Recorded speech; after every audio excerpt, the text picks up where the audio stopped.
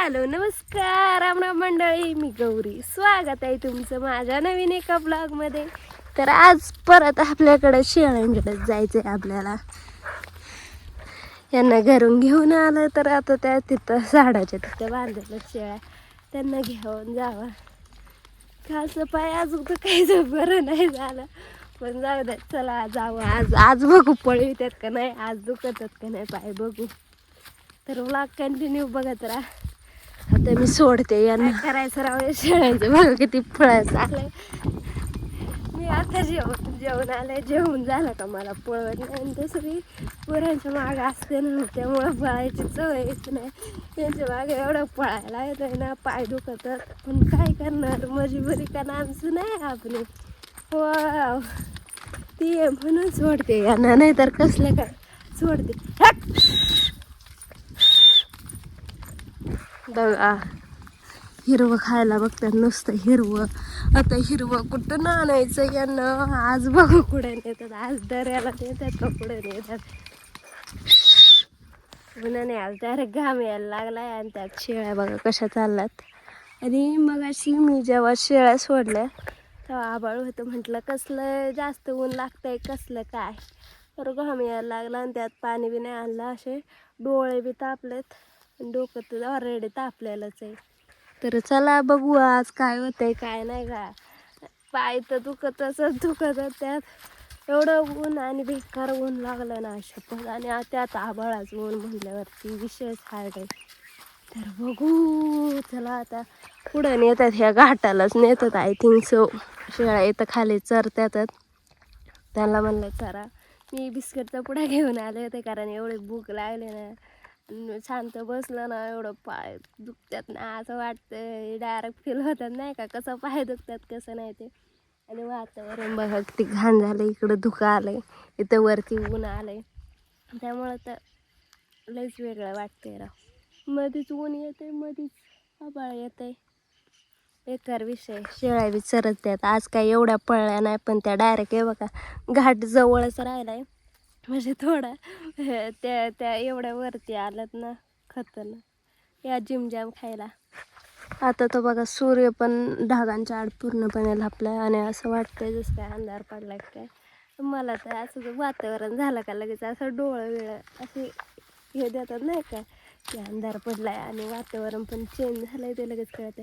तर धुकं आल्यावरती कसं दिसतं धुकट तसं दिसायला आलं. माझ्या डोळ्यांना काय होतं काय माहिती, डायरेक्ट झोप येते असं वातावरण झालं.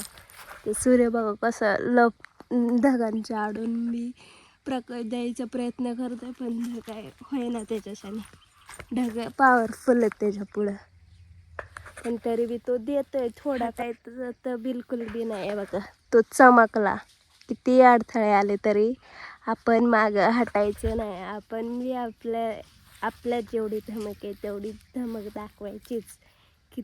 कोणी पण किती पण अडथळे येऊ दे आणि कोणी पण आडं येऊ दे, थांबायचं नाही भावा. ह्या वर्षी कमबॅक करायचं आहे आपल्याला.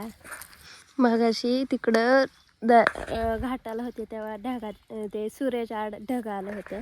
तर आता बघा तो पूर्णपणे मोकळा झालाय, त्याच्या आजूबाजूला ढग आलाय तरी त्याला त्यांनी बाजूला केलंय आणि तो चमकतोय.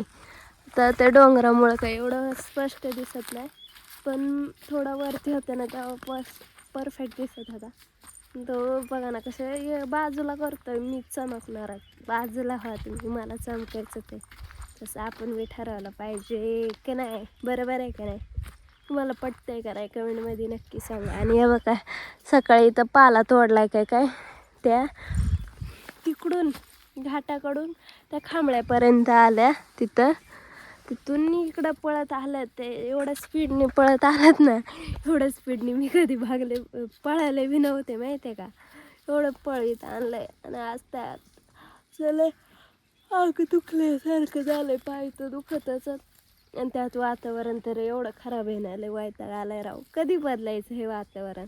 वर्षाची स्टार्टिंगच असे झाले ना बेकार, लय घाण वातावरण आहे, लय कसं तरी वाटते. हे बघा इथं चिंचेचं झाड आहे, चिंचा भूक तर एवढी लागली ना मला, काय झालं काय माहिती, यांच्या मागं पळून पळून भूक जास्त लागते का काय माहिती.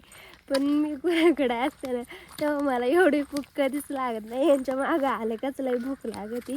असं मी चिंचा बी नाही खाऊ शकत ना, आता झाडावर चढता येत असतं ना मग खाल्लं असतं, मग मीठ बीठ घेऊन आले असते, पण कसलं काय झाडावर चढता येत नाही तर काय करते.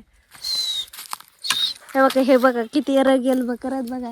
ही आणि ही दोन जे ढवळं आणि त्याचे शेजारचं ते काळे का, त्यांच्या एवढं कोणी रगेल नाही, त्याला रई कळत नाही छाक कळत नाही, ते पुढं पुढं चालत आहेत. आणि त्या दोन काळ्या शेळ्या वैताग आणलाय वैताग, आणि एवढ्या पळत यात बेकार. काळी काळी बघा कशी बघा ती तिकीटची काय लय तोंड वर करीत पळती. आणि हे दोन त्या शेळीच्या मागे जे बकरू चाललंय का, ते एक लय हरामी बकरू बर का, आणि लय चाटाळ बकरू ते. आणि हे आणि याच्या बरोबरची जी शेळी होती का ती, आणि हा पण पका भामट्यावर का मागे राहून घेतात मुद्दामून. तर चला मंडळींनो, आता मी चालले शेळ्या घेऊन घरी, तर यांना घरी बांधते. आता छान पाय दुखत आता सांगू कोणाला.